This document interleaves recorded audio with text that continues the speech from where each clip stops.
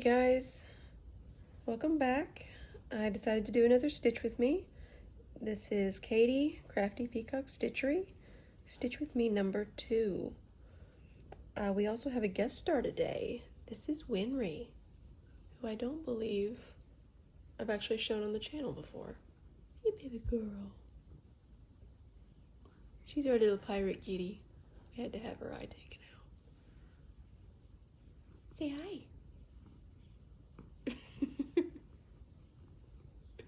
Good girl. So she'll be joining us today. I am working on Self-Medicate with cross stitch, and I've gotten a good bit done. I finally got balsam fir in, so I finished up the words and I finished up the houses. So now I have to fill in the background of whatever. I thought that would be good for a stitch with me because I don't have to actually look at the pattern for that. And then there's like a little row of flowers over here. So let's get going. I wanted to do a stitch with me tag, or not a stitch with me tag. Well, yeah, I guess it is a stitch with me tag. Christine Stitch All the Things came up with her own tag, and I figured I would do it too. So, question number 1, have you ever called into a radio station? No, because social anxiety is a thing. So, I considered it once. Growing up, I listened a lot to a country music radio station. Sorry, I'm trying to keep this in frame. A country music radio station that was pretty local. And they would ask questions a whole lot, and I considered it, but I never actually did. Number 2, what was an odd task or chore you were given as a child?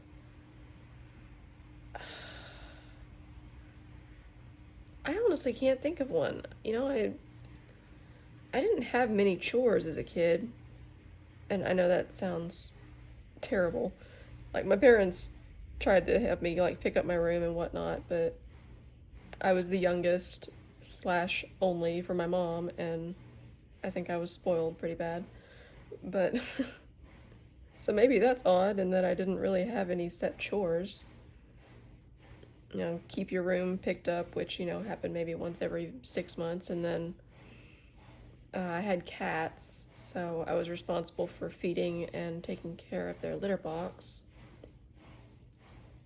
Oh, well, since I had cats, I was also mostly responsible for taking care of any presents they decided to bring us. So, mice or lizards or birds that either mostly or all of them made it into the garage, I was usually the one to find them because I was out there with them a lot, and I would take what they brought in back out to the yard and toss it out. And that wasn't really like a chore, it was just something that I accepted as part of having cats that lived outside. So, number 3, do you remember any recurring dreams from your childhood? I actually have, recurring dreams isn't the right word, because the dreams are always different, but my whole life I've had what I call them dreamscapes. So I will have different dreams, but they're taking place in the same place.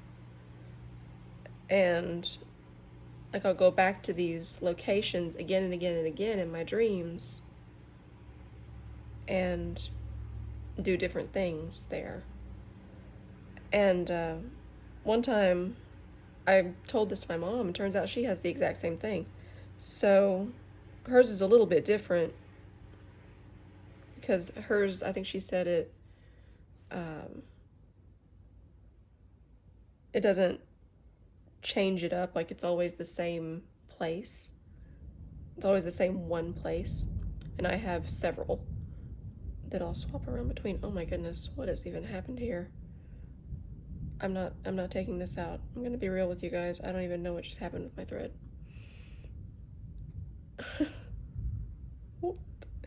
What is this?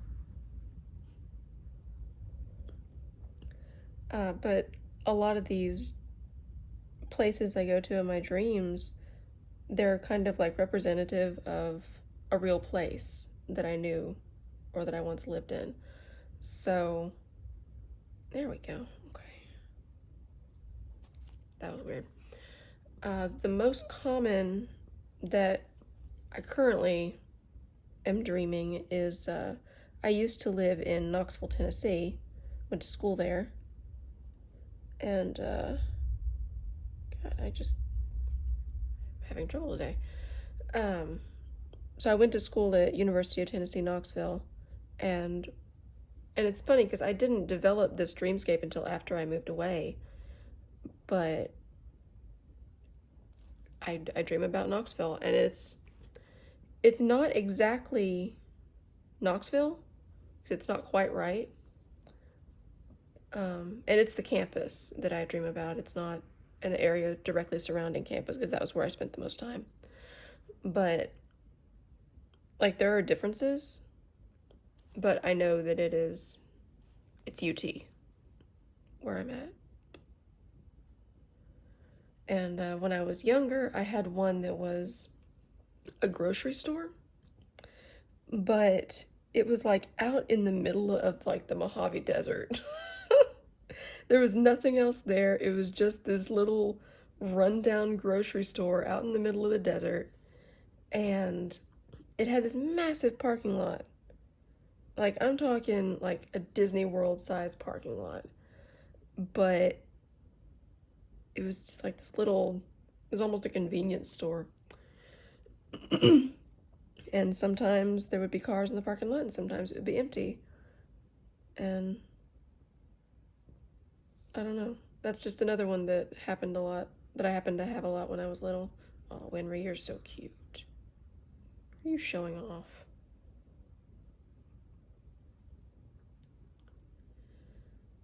Number 4, can you curl your tongue? I think so.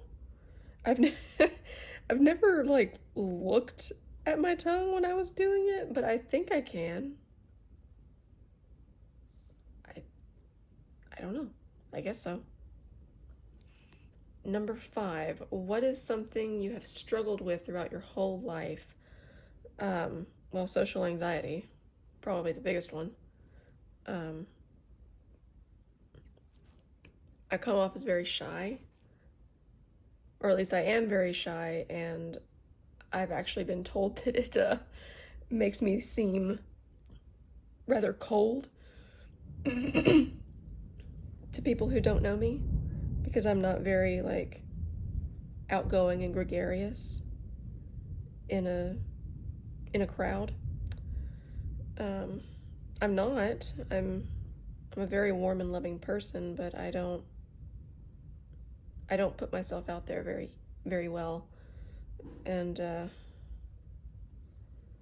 that's gotten better as I've gotten older. You know, I've had retail jobs and whatnot, and it kind of forces you to change that, but it's still something that I have to consciously think about and work on. Can you parallel park? And can you drive a stick shift? I can parallel park like a boss. I don't know how I developed this skill. I guess my parents taught me. But it was not a requirement on my driving test. My driving test was a joke. Like, and yet I still managed to fail it the first time. But looking back, like, that was that was not a good judge of whether or not I was qualified to be in command of a car out on the road in public. Can I drive a stick shift? Sort of. In theory, yes, I can drive a stick shift. I know how, and like, I know how a stick shift works and like what you're supposed to do, and I have done it, but it's not a very smooth ride. If someone else can drive a stick shift in that car, and that is the only car we have access to, then it's probably better for them to drive it. But if I'm the only person capable of driving, and that is the only car, then yes, I can do it. My dad tried to teach me how in his Miata that he had when I was growing up. That was probably not the best car to be introduced to manual transmission on. They're very finicky, as it turns out. Very sensitive. And we were probably out there for like 10 minutes before he was finally just like, okay, well, just let me drive, we'll go home. And then like a couple of years later, I think, it wasn't too much longer, my aunt bought a Volkswagen Beetle, one of the newer ones, and it was a manual, and she taught me how in that. And it went much better that time. That was a much easier car to learn manual transmission on. So, short answer, yes. But you're not getting short answers today. Number 7, how well do you react when the internet is slow or your computer acts up? Better than some, I guess. It depends on what it's doing. If the internet is slow, it's not a big deal. Like, it happens, whatever. But if my computer is not behaving as it should, or if it's completely just going haywire, I don't know. It's not like I want to throw my computer or anything. I usually just do something else for a while and come back and see if it's decided to behave. Or I just give it to my husband. He's my tech support.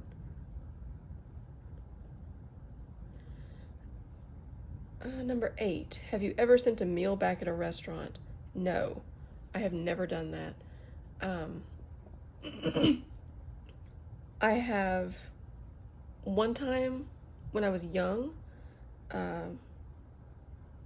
we were eating at Cracker Barrel, and I ordered a hot chocolate, and my mom is probably listening to this and going, yeah, I remember this.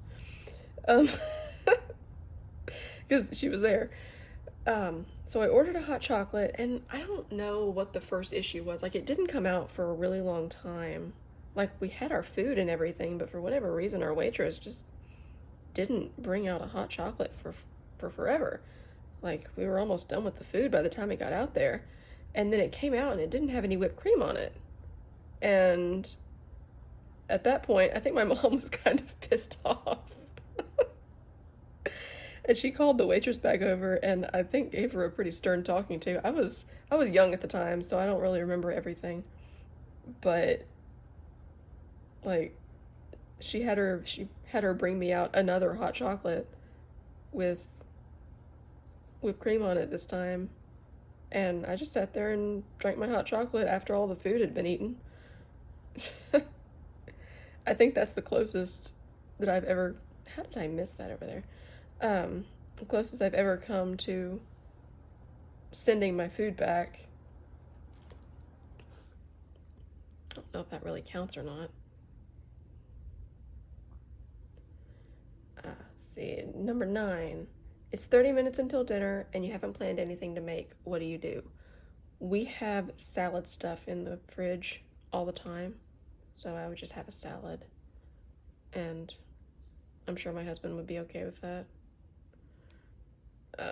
Worst case scenario, we drive down the street to Taco Bell.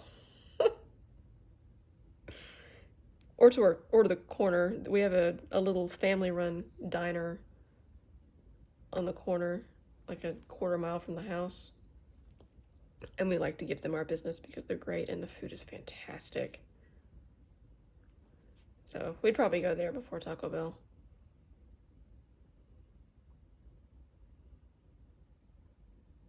Can't even see. I even have my glasses on. Let's see. Question number 10. Is there a word you've always pronounced incorrectly but didn't realize it until later in life? I didn't have this problem for very long, but when the Harry Potter books were coming out, I mean, I was fairly young. I mean, I grew up with Harry basically. Whatever age he was in the books, that's the age I was. And I want to say it was like third or second book. I guess it was the second because it was Ginny. So the name Jenny Weasley, I called her Ginny. I mean, it starts with a G, and I'd never seen that particular spelling before, and I thought it was Guinea. I don't know why, but I did. And it's, you're reading it, and the books were all that we had at the time. We didn't have movies yet. And I don't remember who it was. It was either my cousin or my mom who corrected me, but they were like, "Who?" And I was like, "Ginny Weasley." And they were like, "That is pronounced Ginny." What? So that was a little embarrassing. And another mishap regarding how you pronounce words. When I was, I don't know, I was a teenager, 13 or 14 maybe. You know the setting on your microwave says frozen entree? I didn't know the word entree. I had never encountered that word before, I guess, or at least thought about it. I mean, it was on my microwave, but I mean, no one ever goes over to your microwave and says, just reads them out loud. And so I put a frozen meal in the microwave, or something frozen that needed to be thawed. And I hit frozen entree because I thought it said frozen entry. Didn't know. And it basically set on fire. Like, not quite, but it was definitely not edible. And that was when my parents explained the difference between the words entry and entree.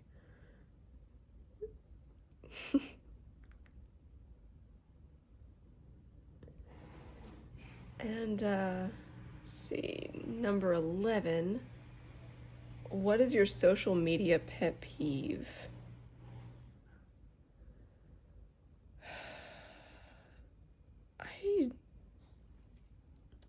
I guess vague booking. That annoys me. Like, if you have something to say to somebody, just say it and do it in a private message. Don't air your dirty laundry on social media. Nobody wants to see that.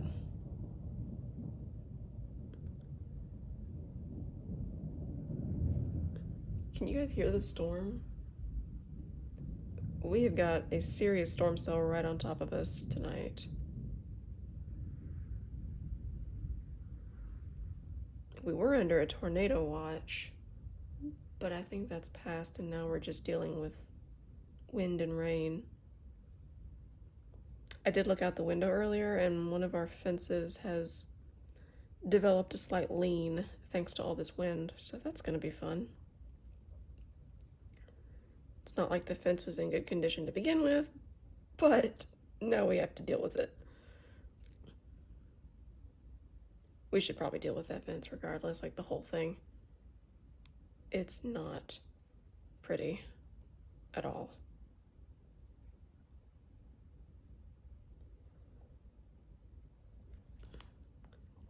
Right, I'm gonna pop over here and finish up this little spot in the A. When I get to the end, I want that to be darker, I think. Yeah.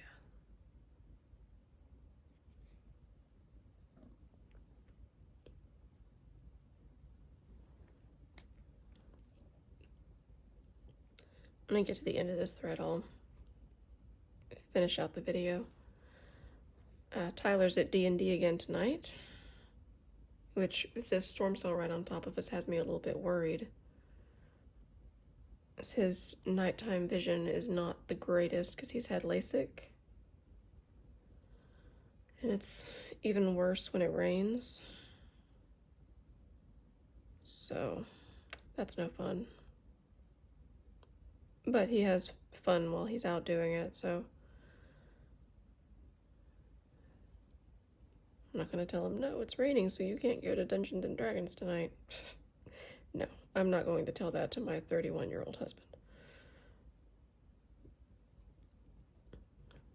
But I do have my phone set up to tell me when he arrives and leaves places, so that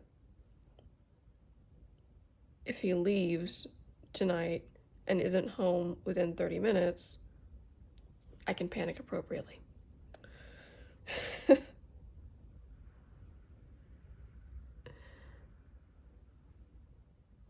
Yeah, I did that right.